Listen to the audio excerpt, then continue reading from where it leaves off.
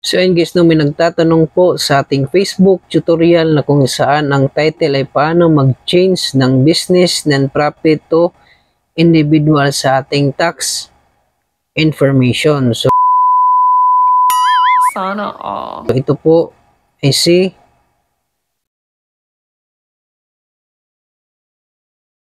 Sir or si Ma'am Marge Corpus Anya Lucas. So ang tanong ko niya dito ay, ask ko po paano to. May link na po na respond kaso di ko po alam paano gawin. Open ko na rin ang desktop Facebook ko kaya lang po pa-update doon. Ayaw pa rin, please need ko po help, valid for 7 days lang. So yun ma'am, sundan nyo lang po yung ibinigay ni Meta sa atin na link or instruction.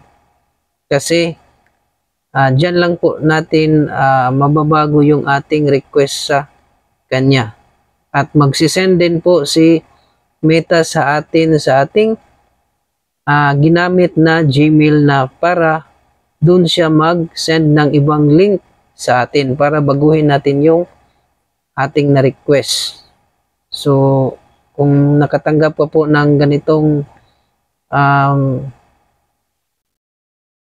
reply kay Facebook, so sundan nyo lang po yung kanyang binigay na instruction sa kanya. So yan lang po at maraming salamat.